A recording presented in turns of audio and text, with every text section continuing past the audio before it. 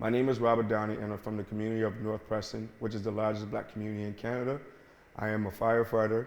I began school at Nelson Wanda Elementary. Then I did my junior high years at Ross Road Junior High, and my high school years were at Coal Harbor High.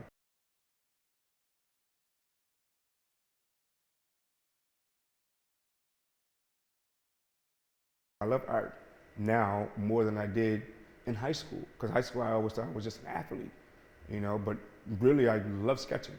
Like I love sketching, I love reading, I love imagination.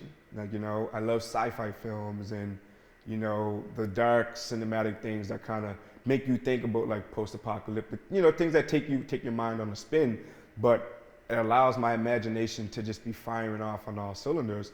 And this last 2 to 3 years, I kind of been in that vein of like discovering all those things. Like I started sketching more. So like every month I tried to complete a sketch, check the page off, I completed a sketch, cool. And if I didn't, okay, I'm 3/4 in the month's past. Okay, cool, I got a month to complete it. So it's all about like holding yourself accountable is probably one of the biggest things for me. So accountability is probably the biggest thing, like even now, taking opportunities like this. Like there's been so many emails where it's like filming opportunities, going to be back sets, and it was like, nah, it's not my calling. But then I was like, maybe it is. Maybe give it a try. Maybe connect with someone. Maybe connect with different people. Maybe join Men's Health Initiative. Maybe actually check your mental health. Check your toxic masculinity. See how much are you being a drill sergeant for yourself, for your family. And then, not how do you right the wrongs, but how do you correct it in a way where there's more fluidity and synchronization, not only in your household, but like with your day-to-day life. How do you keep yourself healthy? What are you eating? Are you staying fit? Are you still being a part of your community? Are you volunteering in your community? Are you still helping out the youth? Like I love being a part of things that involve youth. So my biggest thing for that has been around the idea of accountability. I think that is the best thing for me because it really helped me with my personal development and then pushed me towards my goals to ultimately get my dream job that I really want to be, which is fighting fires for the rest of my life. So, and I get a chance now and then to also sketch and read and be with my family. So all those things, like, maybe there's a lot of things I missed, and who knows what path I would have taken had I went to post-secondary. But I do hope if I did go to post-secondary, that I would still end up here. You know what I mean? Like here, sitting in the seat, talking to you, and maybe coming from a different lens, but still in the same position that I want to be in today.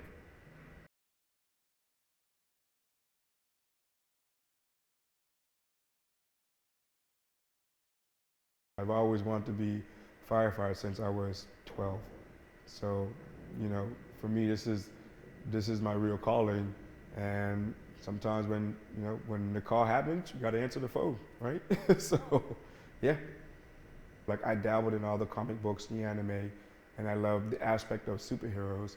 And for me, firefighting is that, like the real life aspect of superheroes. They come in to do the dirty work. They come in to do the cleanup. They come to make sure everyone's safe and secure. Try to save your structure of your family and your home, and be a part of the structure of community. So that is my biggest piece. The morality piece of it all is like I get to show up at firefighting and be Robert. I wear it all the time. It's like I may not be in uniform, but I already check the exits when I walk in the door. Like, where do I gotta go? Like my mindset is always, you can't take it off, but it's who you are. The reason why I chose to go to firefighting, the biggest reason for me is I'm a community guy and I'm a servant of my people. I love to serve the people specifically in my community, but also it's like, I love the impact I have on people. If I can make you smile from just having a conversation with you, if I can make a joke, if I can connect with you in any sort of way, I love that. And firefighting for me symbolizes all of those things. Those men and women get a chance to step down to you at your worst moments, but also check on you after you've been through the worst moments. For me, it's like they provide a sense of family, and it's not like your traditional jobs that ask for family, but it's a must. We all serve the same agenda. We all know that when we walk into a situation, it's the four of us, and we all know the role, and we all are trained to make sure that we are all doing our tasks efficiently. So the trust level is extremely high. But I think it's the community impact, like coming through in the fire truck, getting to see the youth, trying to inspire as much as I can, which is what it has done for me. Is like my heroes are wearing the blues, and they coming through in the red truck, and they're wearing their fire gear. Those are my heroes. Like those are my people who are making sure that I'm safe, I'm secure, I'm good, but also showing up to my community events and being part of it. Like I get to keep my foot in the door for a lot of community things. Like I get to show up to North Preston Day. I get to show up to Halifax festivals and Halifax events. I get to be available for those moments where I get to shake hands with the youth, where I get to see them smiling, whether they just be putting on the gear, putting on the hat. So for me, it was like, I never think I would find a job that would be more satisfactory than what the fire department does.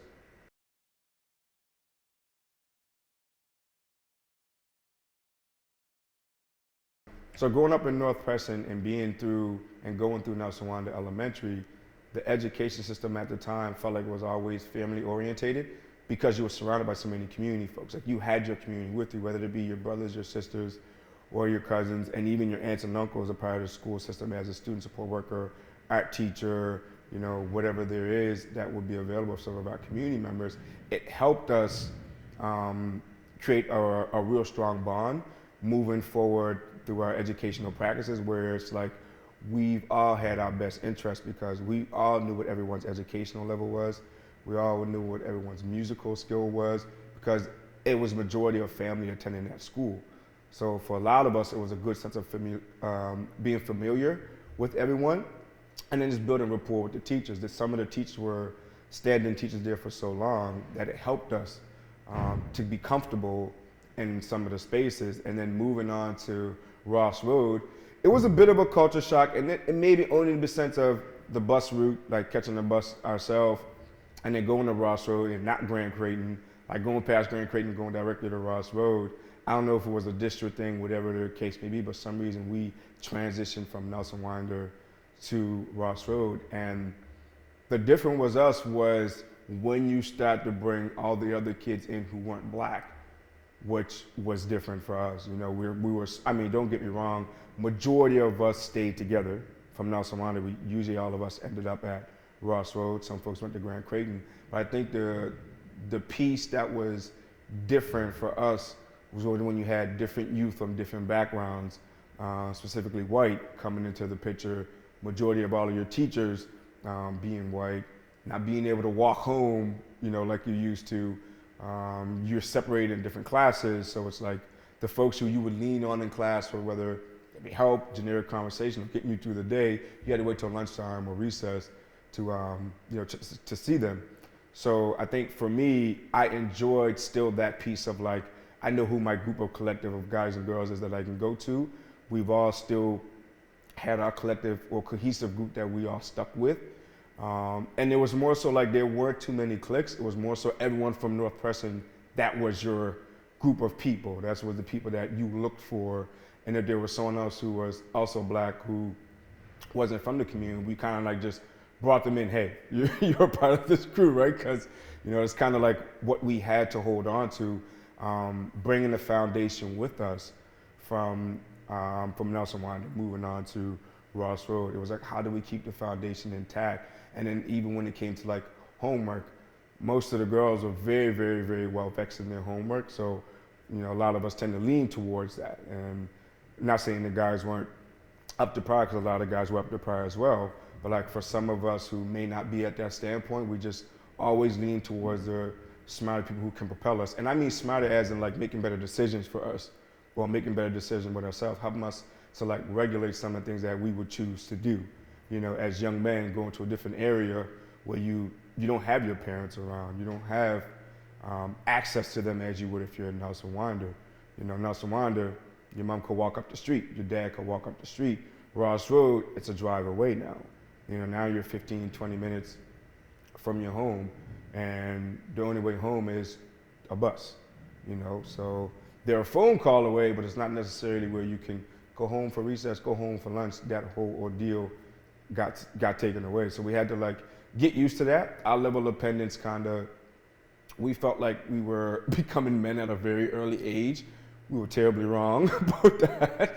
And that is not I don't think that's any blame on it on the school system. It's more so like who we were as young black men and women going to these school system is this. We feel like once we get separated from our home, the place that we call home, it's like our independence level has to go up.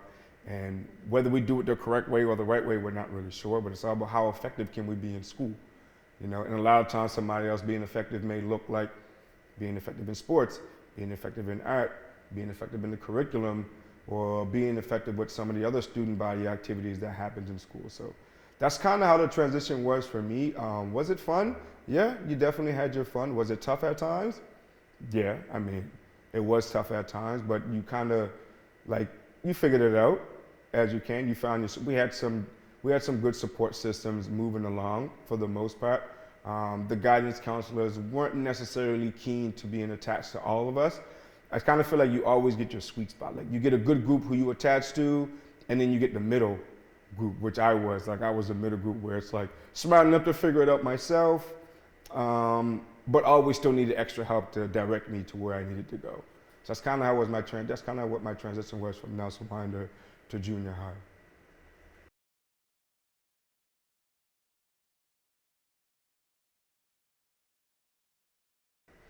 After the transition from being at Ross Road and dealing with that culture shock, I kind of had an expectation of what I'd be walking into for the majority of my life, to be honest. That was the first time I felt like I was a minority. Like first Nelson Winder was like, oh, school's like this all the time? Like I'll be great in school. And I'm not saying I wasn't decent in school, but it's just like, if I'm around people who look like me for the rest of my life, wow, that's amazing. But moving to Ross Road was kind of like opening the door to like, now I'm in the city. Now it's from Ross Road to Cole Harbor, like, oh, we're in the city. Now it's like the number of us being 50, going from 100% to maybe 40% of us to now it's like 20%, and then the majority is white. From white men and women, your teachers, some student support workers are white, your guidance counselors, your extra help. And for us, it was more so like, we all still tried to stay close because we had some of the older guys who were basically, we had our seniors and then you had us, the juniors coming in trying to figure things out. And it's like, who do we attach ourselves to? We had a black vice principal, Mr. Upshaw, who was kind of like our go-to for the black problems, but not really like, it's like, someone who doesn't really want to be that person, but is okay with being that person. Not to say he didn't do a good job, because he did a good job with the tools he had and the support he had.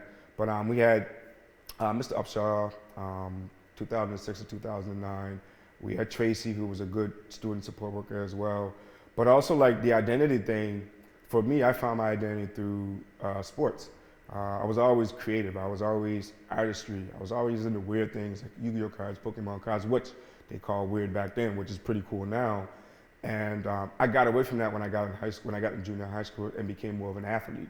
So I played sports, and I used that to kind of like maintain some sort of level of reputation through a high school, because you get to high school and then you see it becomes a popularity contest, whether someone's on the student union, whether someone is the honorarium board, where you go and see every morning what's plastered for everyone to see, marks and grades, or there's drama club, there's art club, there's so many different clubs to be a part of. For me, going into high school, like I said, direction was my biggest piece. Like smart enough to do whatever I wanted to do, but I always needed a little bit of direction. And I don't feel like I was always directed to the right things that was for me. I kind of found it myself. Like, I a little bit exploring myself. I believe like I used basketball to also keep me close with my peers, because most of my peers play basketball from my community, but also keep me in the area of like reputation. Okay, well, if we go to what do the guys on the basketball team need? How do we prioritize the guys on the basketball team with athlete and education? Like so I knew if I was like a part of a sport, I get the reputation, but then people will see me, you know, because I knew if I wasn't a part of it, me being someone just right in the cusp of the middle, I'll get lost in, I don't know how many students were there at the time, but I'll get lost in many of students walking around, and I didn't want to get lost. Like, I wanted my presence to be noticeable. You know, Robert's a good kid. Let's try to direct him to where he needs to go. So for the most part, it was more so a lot of self-discovery, like trying to find what was my calling throughout it all. Where do I go after high school? I didn't really know much about, like I didn't even understand the difference in grade 10. I didn't understand the difference between college and university, which is, I feel like a lot of people know that now, but in grade 10, to me, it was all foreign. Going to post-secondary and trying to understand, I felt like the special kids, and not, when I say special, I mean like your uber athletic athletes would get the call, your very smart students would get the call, and I didn't even understand like student loans, scholarships, grants, like because there wasn't the person who was like heckling me about it, you know, until like my last year, senior year in high school. We had a coach who was like, hey, there's someone from the Mount who's looking at bringing you on board. But that was it. That's all I got. I didn't get no walkthrough, no update, no package, no preparation to what it's like. And then like, you know, me having a kid at a young age, 20, 21, you know, it was then job immediately after high school, you know. And the ultimate goal was firefighting for me. I knew that for sure. But first and foremost, like it was like, how do I develop myself personally? You know, where do I go in here? How do I fit in? What club do I belong to? Do I not do my art because people don't like it, but art is perceived differently from other people? You know, do I not involve my parents? Is everything I'm doing in high school an independent decision on myself? So for me, I felt like my independence went all the way up. My reaching out went all the way down. Like I kind of felt like it had to be me and no one else, and didn't really utilize the help, and the help really didn't come to me because, like I said, I was in that middle pack. Like I'm not at the lower level, but I'm not at the highest level. I'm just right in the middle with the group of people who always, I feel like, always get forgotten because they're not really standing out. So not to say maybe some folks maybe felt like I did, but for me it was more so like, with my group, I'm cool. With my group of guys that I hang with, and folks that I know from my community, it felt like it made sense. But then it was more so like, what about the teachers? How many black teachers do we have? Like I felt like we had a few. One of the black teachers was our basketball coach. And then we had another black teacher who was our English teacher, African Canadian Studies. And then grade 12, our black English teacher went from being Afrocentric to Caucasian. You know, my grade 12 year, the year I would rather the person be, you know, Afrocentric, it ended up being a white man, you know. And the class, I mean, there's still videos that we still laugh about today with the stuff we got away with class. Not to say it was a little bit disrespectful, but it didn't feel like it was a very, very unique learning experience for the seniors, especially that all black class with maybe a few white kids, like 2 or 3 white kids, right? So that's kind of how it was. And it was more so me, it was like, who am I during the process? Like my self-discovery for who I truly am didn't come till I finished high school. Like I didn't understand that there was a transitional year program at Dow. I didn't understand that NSCC Akeley campus. I didn't even understand the transition in the trades. Like had I had known about these things earlier, or someone would have slapped this pamphlet on my lap, or even just invited me or us to those things. Like I don't remember, like, you know, nowadays you take field trips and you get a chance to go to see the schools, you get visits, or schools come in, or it happens in the auditorium or the gymnasium. I don't recall those things being pushed as a high value thing. It was kind of like an assembly come in, so-and-so comes in, you go to assembly, and we're done, we go back to our class. Now I feel like you get a chance to go explore, like you get a chance to go visit Acadia, SMU, Dow, NSCC, Akeley, and Ivory campus. Like you are more aware of it. And for me, it was like I wasn't aware of all that. Like I wasn't, that pamphlet of like further your career wasn't slapped on my desk like that. Like obviously the military is blasted in your faces, all the commercials you see on TV, but there wasn't an opportunity that I felt where someone was constantly pushing Robert to do better. Besides Coulter Simmons, who was my coach at the time, like, and he was my coach who wasn't even the teacher at the school. You know, he was doing it because he knew all of us. So like, hadn't it been for him, I don't know where my transition would have led to. So high school for me was definitely, I wouldn't say it was, I just felt like I never felt 100% comfortable all the time. Sometimes I was, but sometimes I felt like, ooh, and then we had to get up super early. The bus came at like 6:30 in the morning. We had to be at Co Harbor for 7 a.m. And then you leave early. The benefit of that, you leave early, but it's like you start early. So like if you're a young kid, 15, 16, 17, 18, and you're studying, you're working, you're behind enough, you got to be up for like 6, 7 in the morning time. I don't really feel like that gives you enough time to, be well rested to take on everything that happens in high school. So that is my only big nitpick at Co Harbor is like, why do you start so early, right? Give us time to sleep. So, yeah.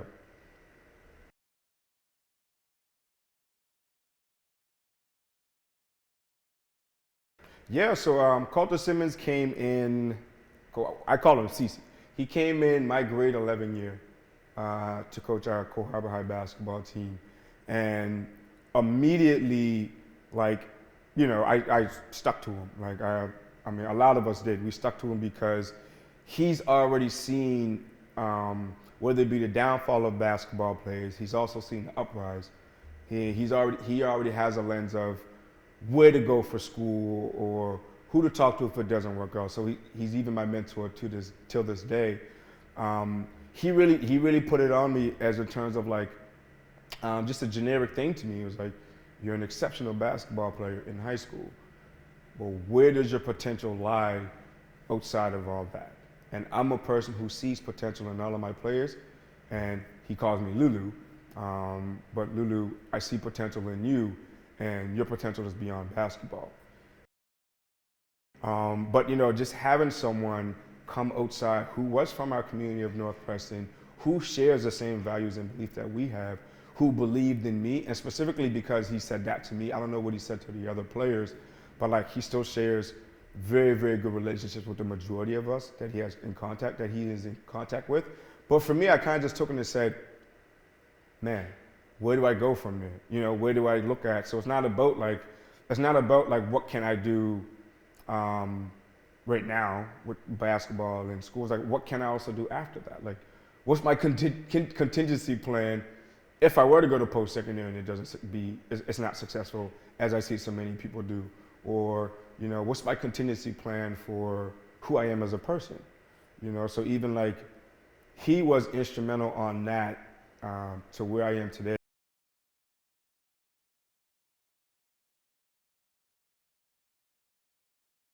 So after like all of my transition through school, through different types of jobs, I ended up at McPhee Center, which is a nonprofit organization that specializes in working with youth from ages 12 to 19.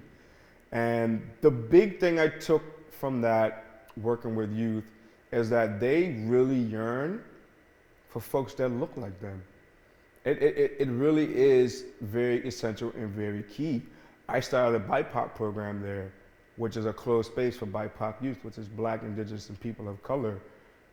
But the amount of emotions and connections and community that we've built based on me just being a person of African descent was enough for them. I didn't have to come with the extreme at practice. I didn't have to come with a master's in education. I didn't even have to come with my community background and community lens. I just had to be me. I had to sit with them, hear them, understand them, and provide them for what they really needed. And also, we would say the same for our community, all of our sports teams. As long as the folks look like us and they do have our best interests, the youth kind of feels like that's all they really need, and for you to look out for them. Be resourceful for them because they need it. They need to know where they're going to go to if something is going wrong home. They need to know where they're going to go if school isn't being effective. They need to know where they're gonna go if they want to go to post-secondary. They need to know where they're gonna go if they just want jobs, if they just want opportunities, if they just want to meet other people and other youth like them. So I think for me it was just that, just being myself and being present for them. Like the saddest thing for me is not being able to continue that program forever with the youth. You know, you kind of like, you know, we all grow old, we all move on to different roles and different opportunities, but the connection you build alone just from the color of our skin, I can't say sometimes it's enough, but it helps a lot. Everything else is a plus. Everything else is, oh, cool, this person does what I want to do, you know? This person is in cybersecurity, I want to do cybersecurity. This person has a law degree, or they have a social degree, they have film and video, they have an art background, they've done sports before, like, you know, being relatable, you know, being able to build a rapport with the youth is essential. And not even that, because once you build rapport with the youth, now you got to build it with their parents as well, because the youth are going to come home excited to leave your program. So like, for me, it has been that. I started with the youth, and then it more so led to, you know, now the parents want to be involved as well, because they see the youth are happy. Who is this individual that my kids keep talking about? Well, they're excited to go to this program, and they're not doing the most extravagant thing, but they're doing the things that keep them here, that keep them safe, right? That allow them to be themselves, similar to how they would be home, you know? So it's, like I said, it's all about like building that rapport, and that connection is key for me. And like, it all goes back to like self-discovery and mentorship. Like being that person for them is kind of like, you know, the good bar that they can kind of reach and have access to, right? So that is, I think that's my real reason for it, would be that.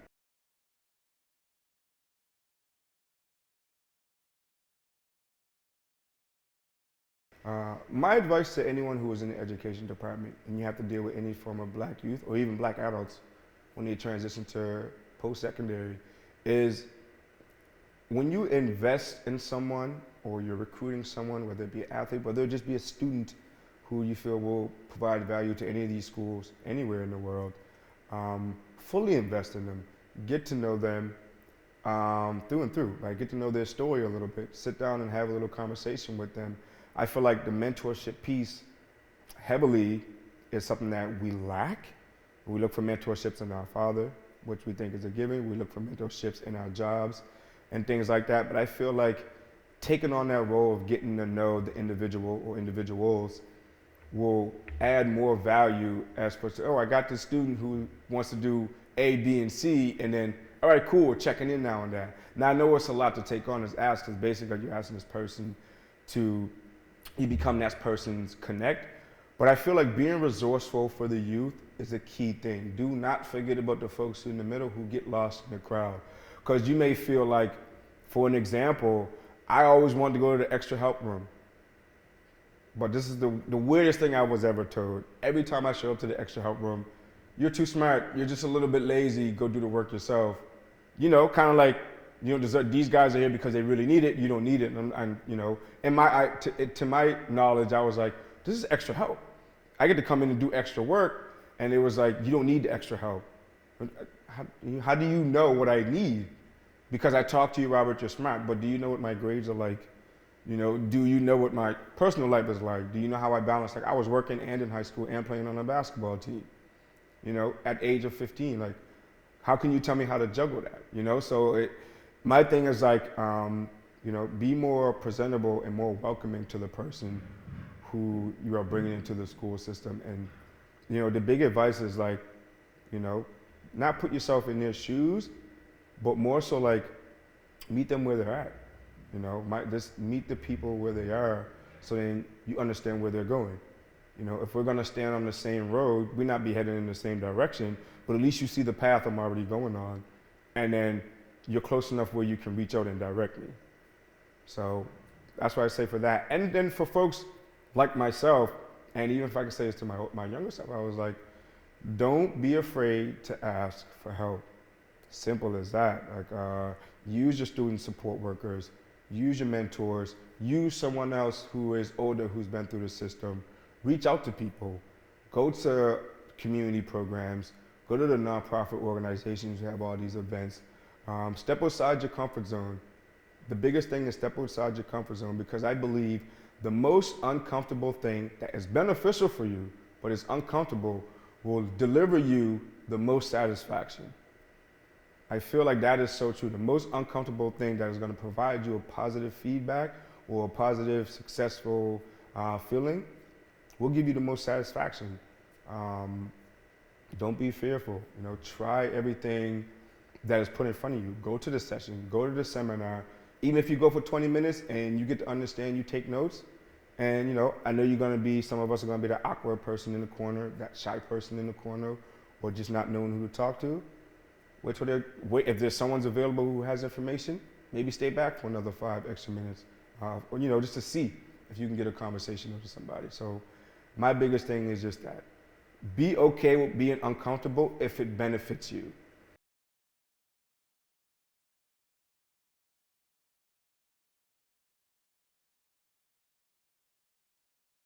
Take all the tools you can take with yourself. You know, knowledge really is a key asset.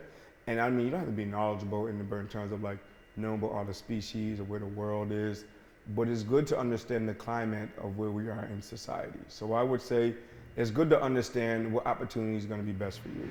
It's good to understand what support groups are there for you. It's good to know what contacts you should keep with yourself moving forward, and be equipped. Do it best as you be as best as you can be in school. I'm not saying you have to go and be the perfect student, which all of our parents want everyone to do. Myself, I want my kids to be the perfect student. But realistically, just work as hard as you can. Work as hard as you can. You know, put your best out, so then you know when you walk into life, you want to do the same thing. Put your best out for yourself, because it will be beneficial. And I really do truly believe that good things happen to people who are good people, but great things happen to people who work hard. So if you work hard at yourself, oh, this is crazy.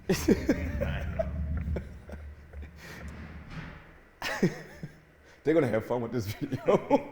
If you work hard at yourself, I truly believe that the hard work that you deal with as an adult, you know, it would pay in dividends for you. Like it'll really help you.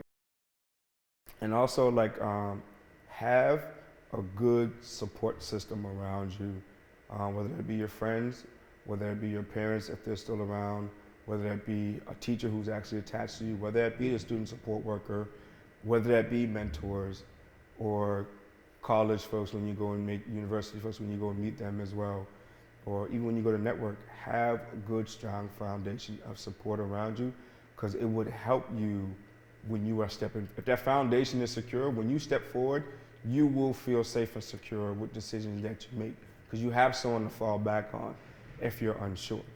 So I'm big on that, like having that good, solid foundation of team of friends, colleagues, whatever you want to call it. Just have someone that really, a group of people who really support you in all of your endeavors, you know, and avoid the enablers who think everything is good for you, you know.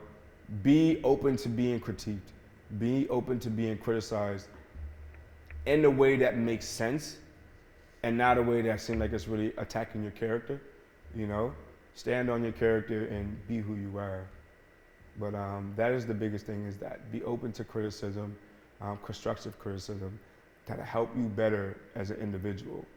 I feel like that is a really good key on that. Being open to other people's opinion that makes sense, you know, not degrading or bullying you or making you feel less than, you know, whether you start a business and somebody calls it small, but it could be one of the biggest things to you, right? So I feel like that is something that you should be open-minded to moving forward in adulthood. Be open to being critiqued, because you're going to be critiqued, you're going to be judged.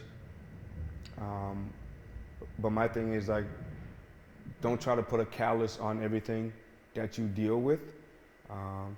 Find the self-help and self-care for yourself and things that'll help you move forward in life. You know, so that's my spiel on that. I would say, yeah.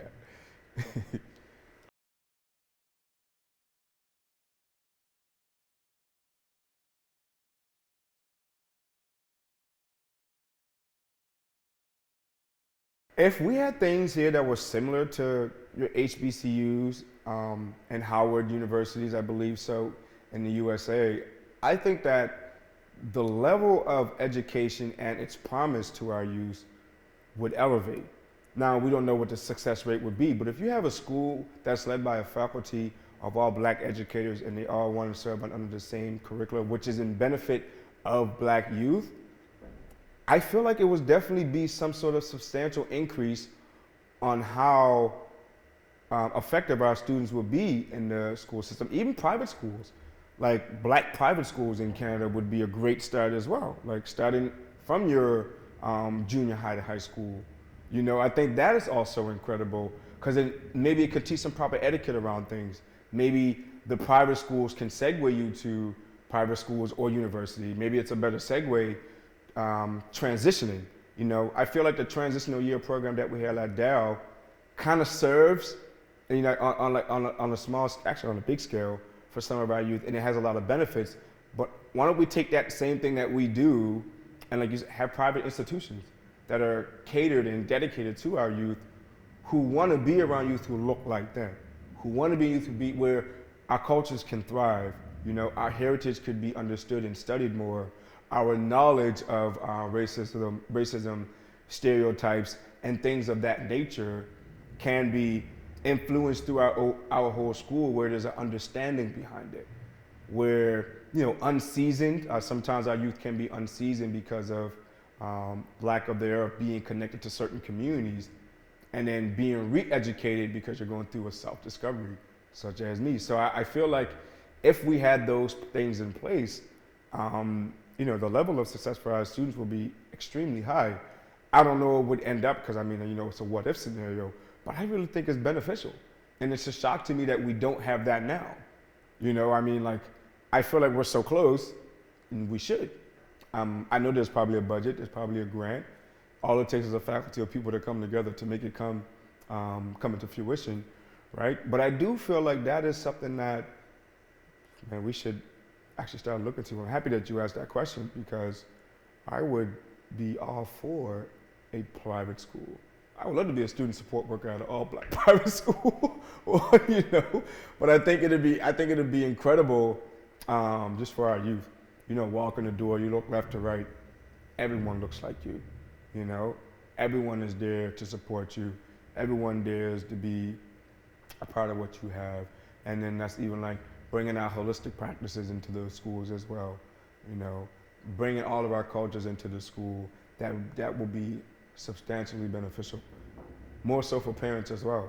You know, think about parents who, you know, maybe come from interracial relationships and maybe that hadn't been successful. Now you faced with trying to raise a youth who are, you know, you want to give them the culture. That could be an option for them as well. And, you know, not the sense of like, you have to take on that, but now there's a whole school that helps you with that whole situation. And even youth who are just disconnected. You know, youth who are disconnected, youth who aren't from here, who want to be a part of things like that. You know, it even helps them for our newcoming youth who are coming from the motherland of Africa and still want to be and they can even help influence that as well. So it helps for us diversifying our black diaspora around here as well, right? So I feel like that's actually a great idea, and we should jump right on that. You know, we should be jumping right on that. So yeah, I definitely feel like it'd be a substantial benefit for all of our youth. All of our youth, all of our teachers, all of our student support workers, folks who've graduated. You know, I feel like it'd be like, you know, we all be trying to get our hands on that plate just to be a part of the first ever, you know, all black private school, like you said, whether it's at the university level or whether it's at the high school level, right? I know we have all French schools here, all private schools. Some of our youth are attending these schools. So I do wish that, I do hope it does come about sooner rather than later. I would love to see it in the next 4 to 5 years, hopefully. So yeah.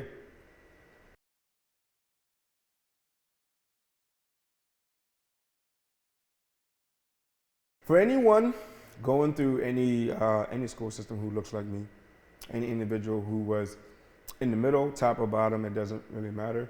Enjoy the process.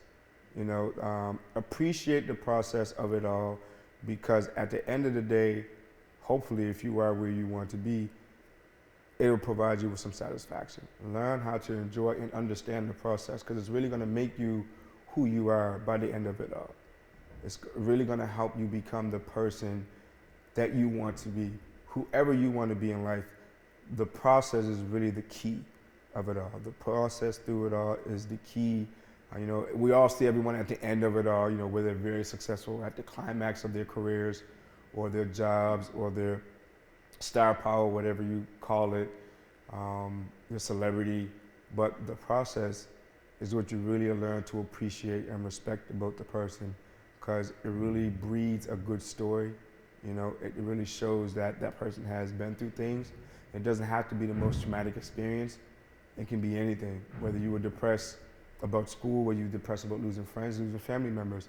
Everyone's been through some traumatic or depressing experience that led them to where they are today. So love the process that you deal with. That's why I like to say for everybody, because for me, that is what I'm learning to look back at now, and I'm not even done. I just love my whole process, my whole transition. Sometimes as rocky as it can be, but at the end of the day, I still wake up on the other side of it, and I get another chance to go at it again. So just keep going. Yeah.